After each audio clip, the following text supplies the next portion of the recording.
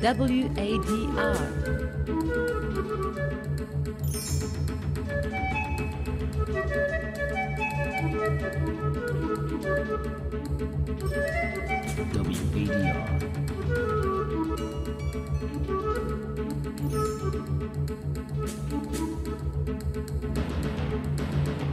West Africa Democracy Radio.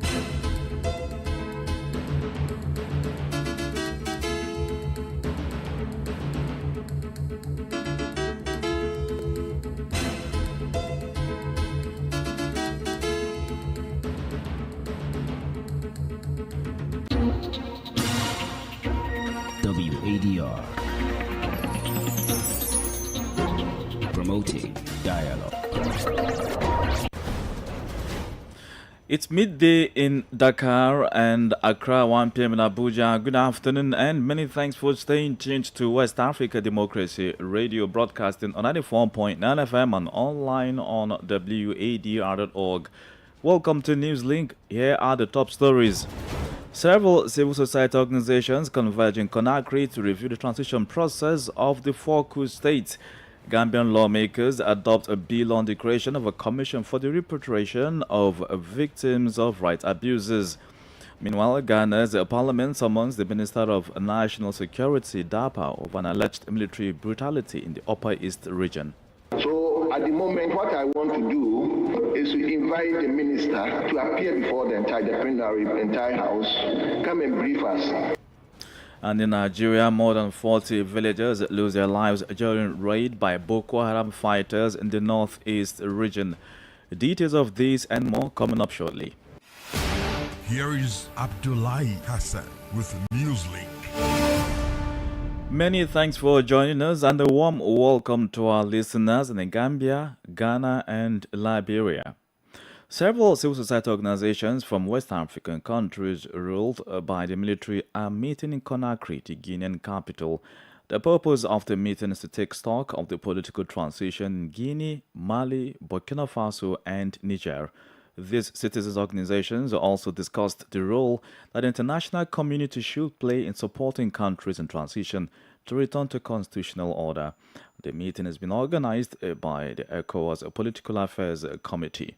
Francis Boniface has put this report by WADR's Cheno Alpha Ibrahima Balde in Conakry. These civil society actors from four West African countries in transition first assessed the process of returning to constitutional order in their countries. The Guinean Minister for Territorial Administration took the opportunity to call on the international community to provide Guinea with financial support for a rapid return to constitutional order. Here is Maury Condé. We are now in the process of mobilizing resources to finance the various actions in the schedule agreed with the sub-regional institution, ECOWAS, which was involved at the time in supporting Guinea in mobilizing resources. It's practically 1 year since the signing of this protocol with the regional bloc, and for the moment, the commitments are still being materialized. At the end of this meeting, the recommendations will be given to the authorities in Guinea, Burkina Faso, Mali, and Niger. This assurance was given by Aliou Bari, co-chairman of the West African Democratic Solidarity Network. We are trying to understand the challenges in the different countries and to see to what extent we can help countries move forward toward the return to constitutional order. We know today that there are problems with the mobilization of resources, and it is also the objective to involve the reinforcement workers and other development partners as well. ECOWAS was represented to support the four countries in transition so that they each succeed in their transition. The representative of the ECOWAS Commissioner for Political Affairs at the meeting pointed out that the West African organization is keen to ensure that the timetable for a rapid return to constitutional order is respected. The coup states have also suggested a minimum of 24 months transition period since the military takeovers. Years on, insecurity, financial predicaments, and structural reforms are stalling progress in the implementation of the Transition Charter. A report by WADR's Channel Alpha Ibrahima Balde in Conakry and voiced in our studios by Francis Boniface.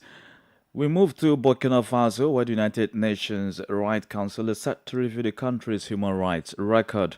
The exercise, which is Ouagadougou's fourth Universal Periodic Review Working Group, will take place in Geneva. Burkina Faso is one of the 14 states to be reviewed by the UPR Working Group during its upcoming session from 6 to 17 November 2023. Tawfiq Abdel Nasser reports. Burkina Faso's first, second, and third universal periodic reviews took place in December 2008, April 2013, and May 2018, respectively. 3 reports have thus been presented to serve as the basis for the 4th review of the military-led state on November 6. The first report is by the state, while the second contains information by independent human rights experts and groups known as the special procedures. The final document is by other stakeholders, including national human rights institutions, regional organizations, and civil society groups. The Burkinabe delegation will be led by Edaso Rodrigue Bayala, Minister of Justice and Human Rights Keeper of the Seals. Since the first meeting in April 2008, all 193 UN member states have been reviewed thrice within the first, second, and third universal periodic review cycles. In the 4th exercise, states are again expected to spell out steps they have taken to implement recommendations posed during their previous reviews, which they committed to follow up on the highlights recent human rights developments in the country. The UPR Working Group is scheduled to adopt the recommendations made to Burkina Faso 4 days later on November 10, 2023. Tawfiq Abdel Nasser reporting there. Elsewhere in Chad, a civil society organization known as Wakitama says it rejects the agreement signed between the Chadian government and the Transformers Party in Kinshasa. The agreement will enable the return of people exiled from N'Djamena following the October 2022 deadly confrontations between demonstrators and security operatives. San Donald Mendy tells us more. Wakitama, in a statement Wednesday, not only rejected the agreement but recommended ways it firmly believes will address the supposed political impasse. Before the recommendations, the civil society cited the alleged partiality of President Felix Tshisekedi, who doubles as the mediator of the Economic Community of Central African States, ECAS, in the Chadian transition. The alleged one-sided approach and Tshisekedi's handling of security in the region are major dents in his capability to facilitate such a negotiation, Wakitama claims.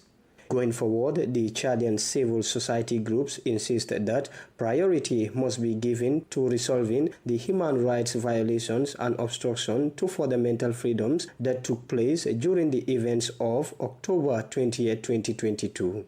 The Citizens Platform is also calling for a comprehensive compromise between all actors to correct the errors of the current political process and enable fair justice for the victims. For his part, the transitional president Mohamed Idriss Déby Itno praised the efforts of President Felix Tshisekedi for spearheading the agreement. Déby, who remains unclear about his political ambition, urged the exiles to join the dialogue and reconciliation process by the transitional authorities. San Donald Mendy with that report. More stories coming up on West Africa Democracy Radio. NEWSLINK continues. Now in Côte d'Ivoire, members of parliament from the Democratic Party of Côte d'Ivoire, PDCI, are calling on the Ivorian influential banker Tidjane Thiam to stand as a candidate for the party's presidency. Following the death of its leader, former President Henri Konan Bédié, the PDCI will hold its next extraordinary congress in December.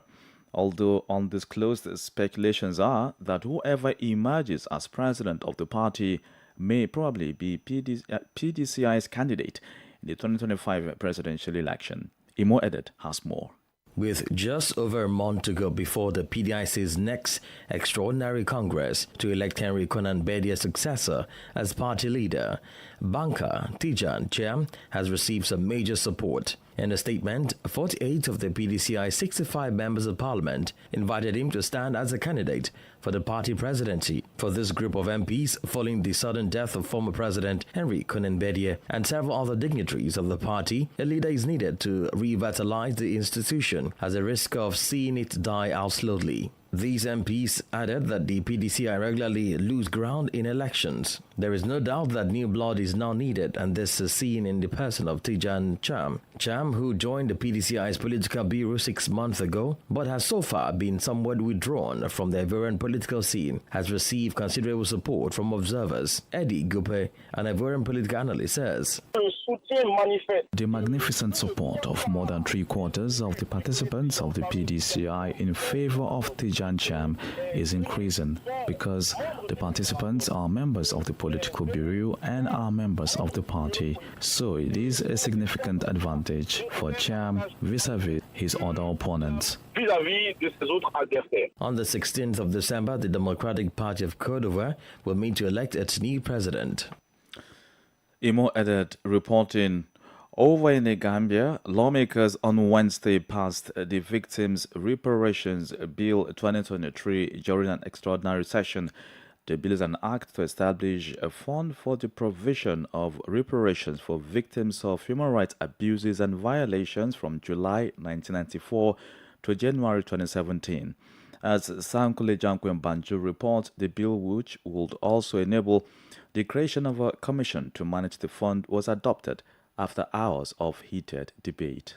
The Victims' Reparation Bill seeks to establish a commission whose responsibility is to review compensations paid by the Truth, Reconciliation and Reparations Commission. Additionally, this commission will make necessary adjustments, receive, evaluate, and identify persons yet to be processed by TRRC, but most importantly, create and maintain an up-to-date database of victims. The bill was tabled by the Gambia's Attorney General and Minister of Justice, Dauda Ejalo. The bill also seeks to establish Victims' Fund, which shall consist of, among other sources, monies generated from some of the proceeds of sale of ex-President Jammeh's properties.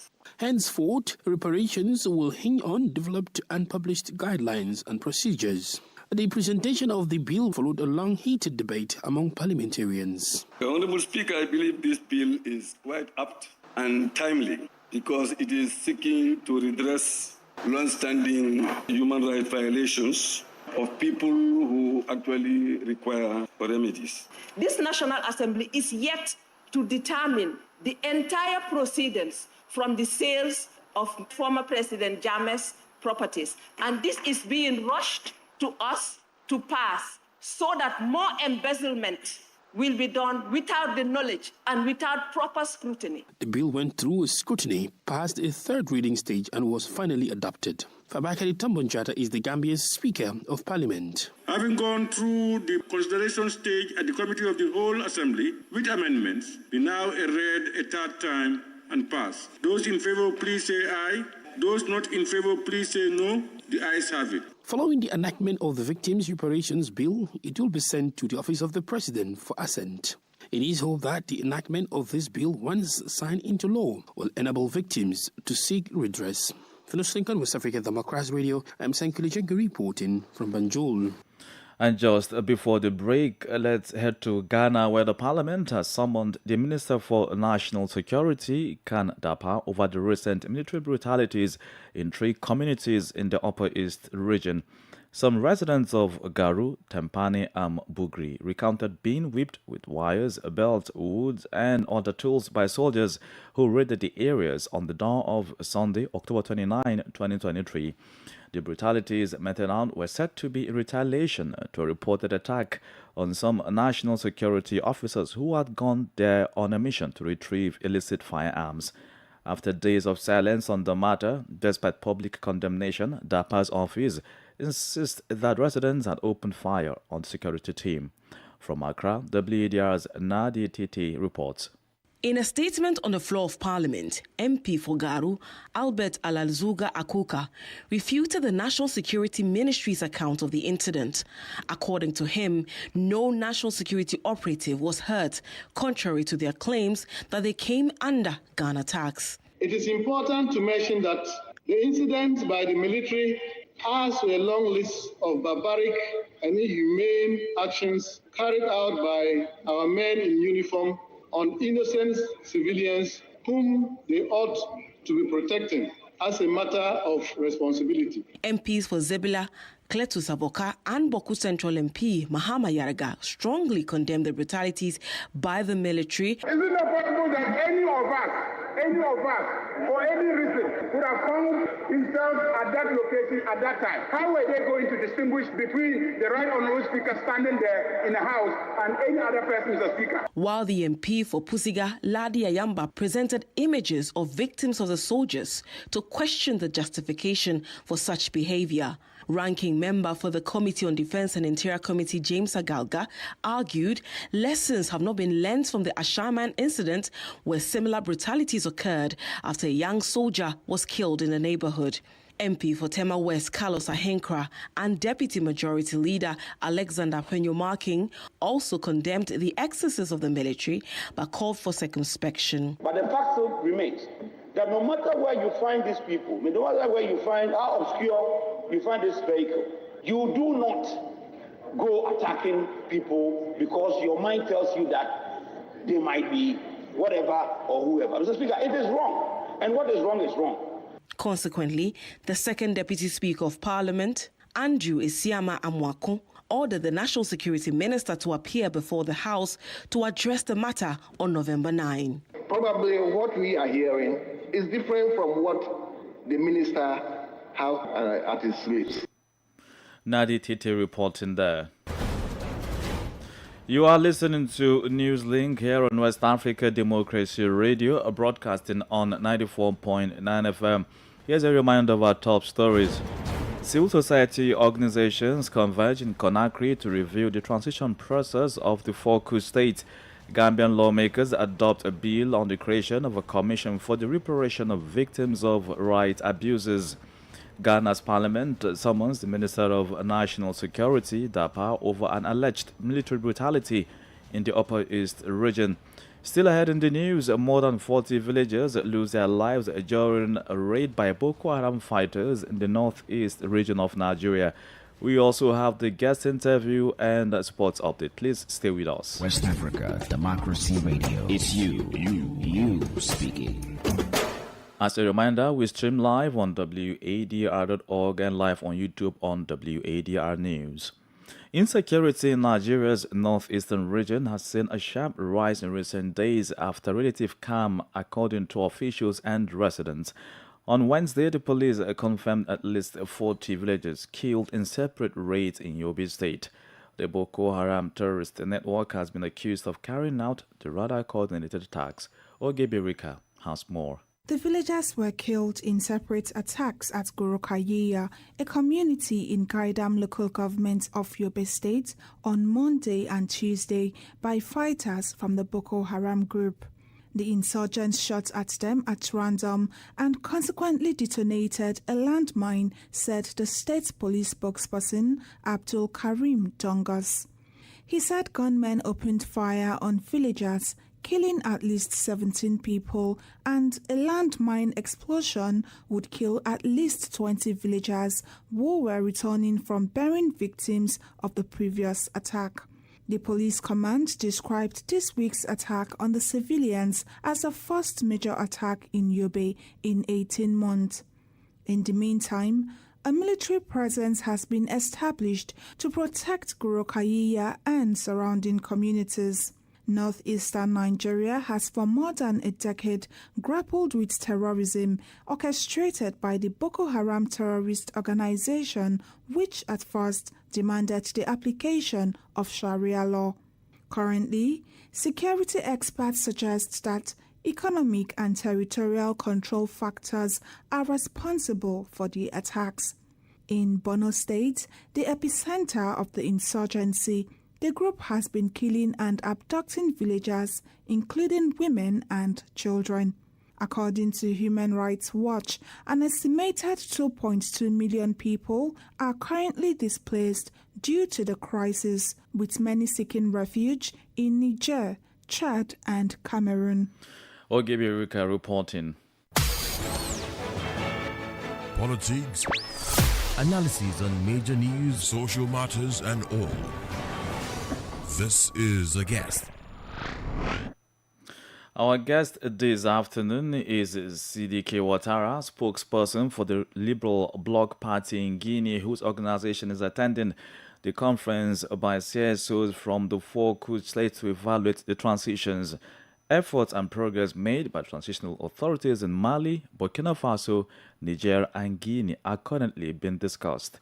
Conakry, unlike the Sahelian countries, is not especially struggling with terrorism but has a funding gap, which Colonel Mamadi Doumbouya and his team claim is important in fully implementing the transition charter.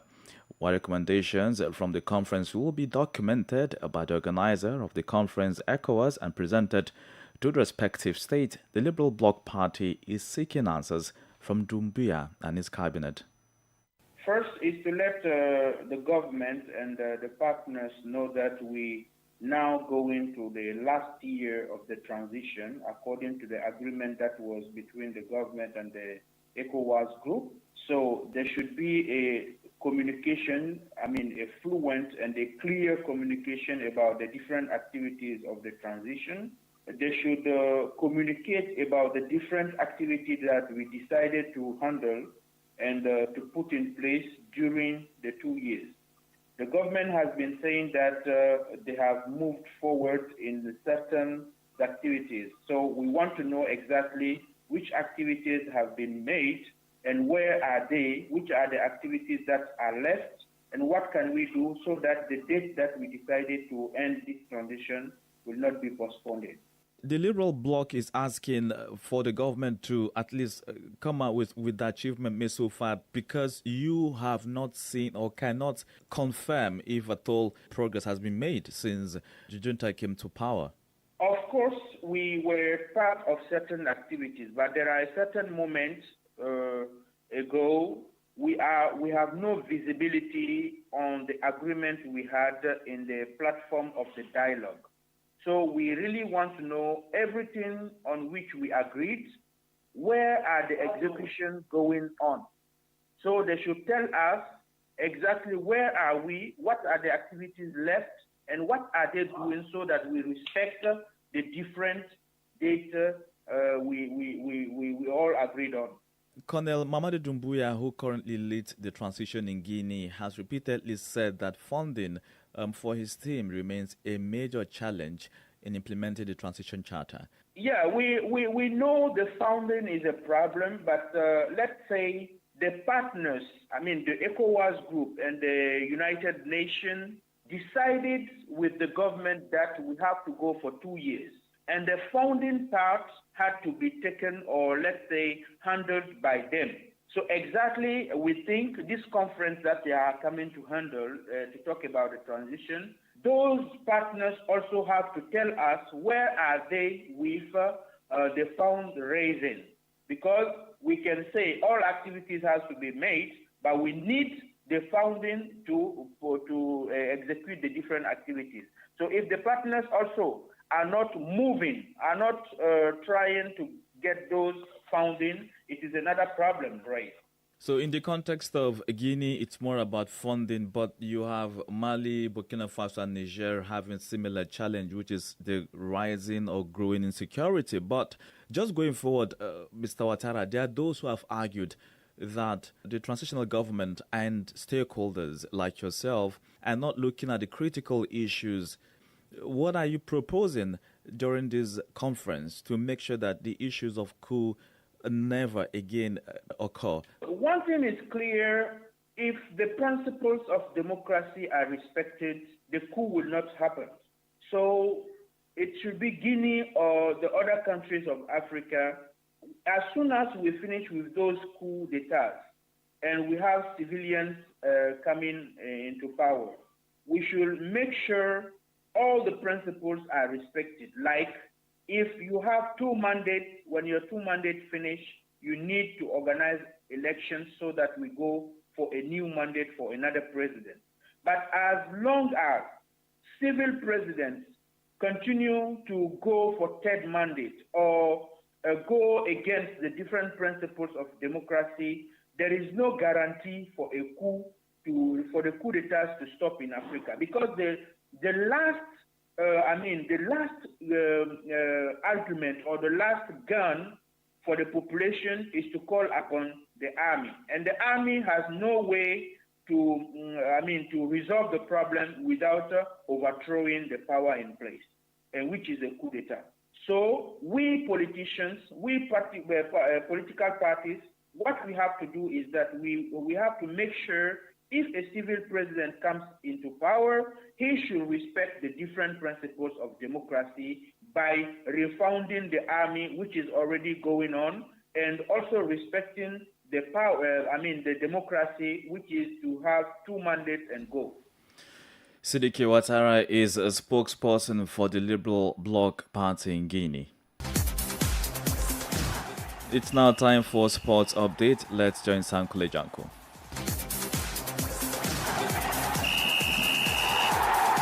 Hello out there, a warm welcome and thank you for joining us. South Africa's Mamelodi Sundowns have reached the final of the inaugural African Football League after a goalless draw against Al Ahly on Wednesday in Cairo. The South African Giants advanced to the final after completing a 1-0 aggregate victory. A goalless draw at the Cairo International Stadium sealed Sundowns' progression after last week's first leg win. Al Ahly had a penalty when Pesitao was brought down in the area, but Sundowns goalkeeper Ronwen Williams saved the spot kick to help his side advance to the last two. Sundowns will be in their first continental final since 2016. Meanwhile, Morocco's Wydad Casablanca also booked a ticket to the final of the African Football League after eliminating Esperance 5-4 on penalties. In the other semi-final, the tie locked at 1-1 on aggregate was decided by penalties after extra time, following a 1-0 win for the Tunisian side Esperance. Esperance left it late to finally score when Rodrigo Silva struck with 2 minutes left. Despite Esperance's last-minute strike, which forced the game into kicks, the Tunisians were edged by Wydad.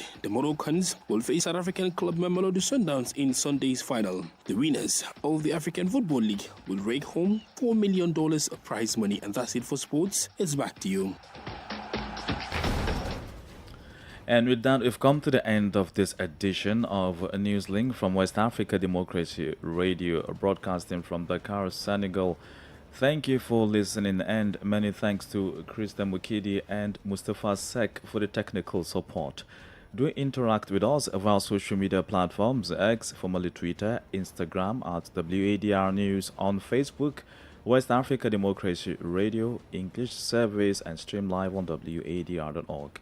I am Abdullahi Hassan. Good afternoon. And many thanks to you for listening to NewsLink via Hot 104.3 FM, Newmi FM 94.0, and Veritas Radio 102.9 in Banjul, the Gambia. We also appreciate our listeners in Liberia via Alternative Youth Radio 98.9 FM, Lofa County. For you listening via Radio Pad 95.1 Damango, Savannah region, and on Royals FM 104.7 Wenchi, Ghana, we say a big thank you. Remember, West Africa Democracy Radio is all about you, your views, and your opinions.